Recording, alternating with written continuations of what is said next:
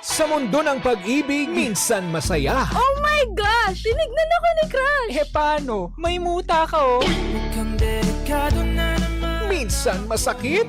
Grabe yun. Hanggang ngayon, nagre-relapse pa rin ako. Ito'y lilisan na.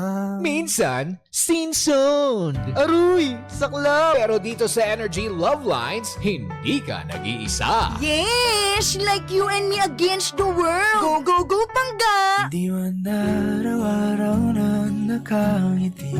Dito, ang kwento mo, pakikinggan. Tanong mo, sasagutin. At puso mo, tutulungan naming gumaan.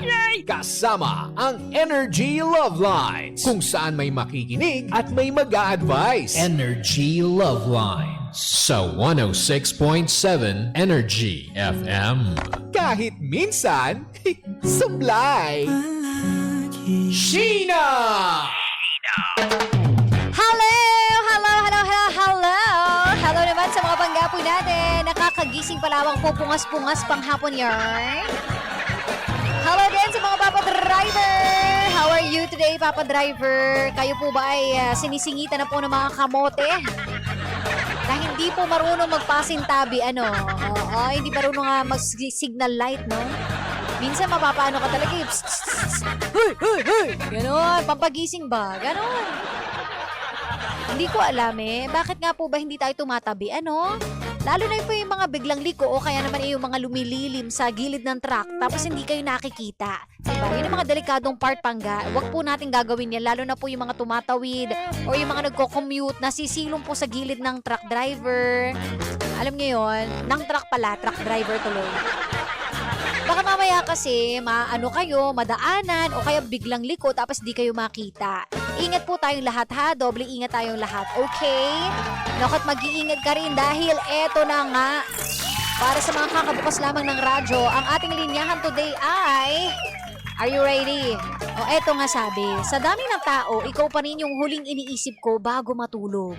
Ang tanong, paano kung may bago ka na pero nakaraan pa din ang inaalala mo bago mo ipikit ang iyong mga mata? Imaginein mo over naman kasi kayo sa ask. Hoy! Ang dami-daming tao sa mundo, ang dami mo nang pinagdaanan buong araw, pero siya pa rin yung tumatatak sa isipan mo bago mo ipikit ang iyong mga mata. Ibig sabihin, meron pa mga unfinished business, ganon. Unresolved problems. Baka lang naman Kasi isipin mo, Pangga, kung okay na kayo, kung naka-move on ka na, kung talagang wala ka ng pakiramdam, hindi mo na siya nami-miss, naiisip, no? Bakit? Bakit hindi ka makatulog? Bakit biglang maiisip mo yung pangalan niya? Bakit maiisip niyo yung moments ninyong dalawa? Ibig sabihin, meron pa yan. May kurot pa. Meron pa mga 1% na naiisip mo siya. May mga 2.45% na feelings. Ganon. Diba? Kasi kapag hindi mo na mahal yan, Pangga, wala na.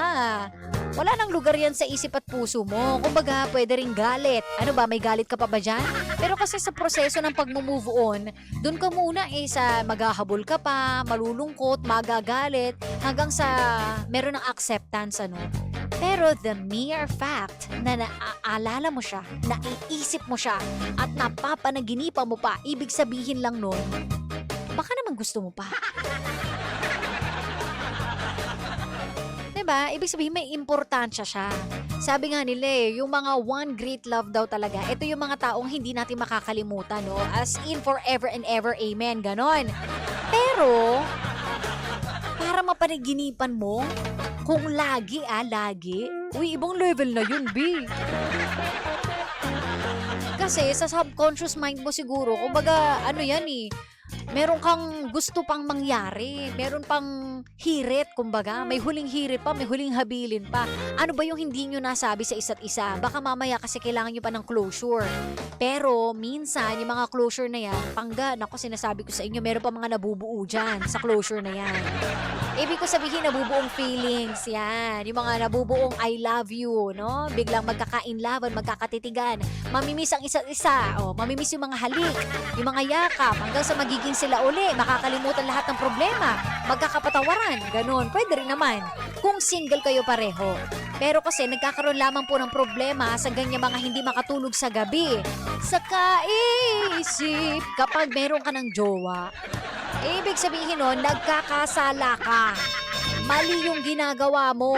Hindi mo pwedeng sabihin, ay hindi ko naman ako control, bigla ko na lang naiisip eh. Eh bakit mo binababad? Eh bakit may pangiti-ngiti ka pa dyan? O bakit nagbabasa ka pa ng mga old messages ninyo? Old conversation ninyo? Tinitignan mo pa yung dati nyong album. Eh bakit hindi mo pa dinidelete? Ayan yun eh. Kumbaga ano yan eh, domino yan eh. Makakalkal ang lahat ng mga pinaggagawa mo sa buhay. Bakit mo siya napapaniginipan? Bakit binibigkas mo pa rin yung pangalan niya? Bakit sa tuwing pumipikit ka at nagkikis kayong dalawa ng present mo, eh mukha niya ang naaalala mo? Ay, nako. Pag ganyan, nagkakasala ka na yan. No? Cheating na matatawag yan ha. Kapag meron ka naman choice na baliwalain yung naiisip mo, pero binababad mo pa rin sa utak mo, ay, mali yan. Kaya wag nating gagawin ha. Wag tayo mananakit ng ating karelasyon. Kapag alam ninyong nasa ganyan kapang level, napapanaginipan mo, nararamdaman mo pa, ginugusto mo pang balikan yung halik niya, wag mo nang pumasok sa relationship. Hayaan mo muna na maka-move on ka. Baka mamaya kasi yung pain nandyan pa. At baka mamaya may uusbong pang love story dyan na part 2. So ikalma mo muna, okay? Ay, dahil dyan, ikalma mo na ang balon-baluna mo dahil susunod na, Kapitana Sisa para sa panibago na naman Uma at Ikabong Chika. Kaya po walang maglilipat mga pangga. And sana, maka-move on ka na ha. Itigil mo na, B. Oo, nakakasama lang yan. Huwag ka mag-cheat ha. Thank you so much sa lahat po mga nakipagdaldalan sa atin today. Mabuhay kayong lahat and meron tayong babatiin. Nasa na? Ala, ang tagal naman ito mag-loading. Oo, nawala na si Kuya. Nasa na yung acting babatiin? Anak ko, wala na siya. Ayun. Dahil, ay, hindi ko maklik. Ano ba yan? Happy birthday sa mahal na asawa ni Kuya Conrado Lor. Yes, happy birthday po sa inyo. Hindi ko maklik. Ano ba yan, Kuya Lor? Nakakaloka. Ayun na. Naklik ko na. Ayan, happy birthday kay... Oh, eto. Sa kanyang may bahay na si Mrs. Sharon Lor. At ang kanyang magandang dalaga, nag-birthday nung Sabado, July 18. Belated happy birthday. Mabuhay po kayong lahat dyan. Hello po sa inyo. Sa buong family ni Kuya Lor, ang pogi-pogi naming the one and only Bossy. Happy birthday po!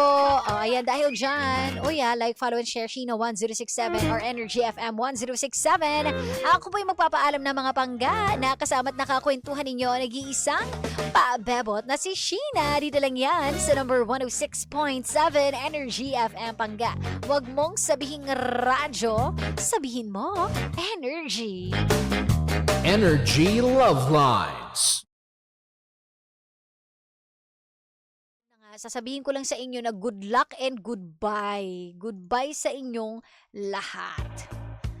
O, diba? Sana naman meron ka mga napulot, no? Kung wala, di bukas pumulot ka uli. Hoy, hindi. Ayan, good luck sa inyo sa mga magmamahal dyan at pinipili nyo magloko. Ayusin nyo buhay nyo, huwag kayo mandamay, diba? Dadamay kayo dyan eh. Okay? O, tandaan, bago matulog, iwaksi muna yung mga naaalala ninyo, lalo na kung ex pa. Tigil-tigilan. Kung di ka makamove on, huwag ka muna magjowa. Diba? Nandadamay ka pa, naninira ka pa ng buhay ng iba. Dahil dyan, sana ay makahanap na tayong lahat ng mamahalin ng forever and ever. Amen. Oo. Dahil ako, natagpuan ko na. Hoy, hindi. Ayan, maraming salamat sa inyo lahat mga pangga. Magsitaba tayong sanang lahat. Ha? Hoy, yan ang hiling natin ngayon, no? Para hindi tayo mukhang payat-payat. Oo. Siya. Dahil dyan ako po ay gogora na. Maraming salamat sa inyong lahat. Thank you so much, mga people eh. And, sino pa ba? It's time to go. Goodbye and good luck. Goodbye, Pangga. Tutok lang.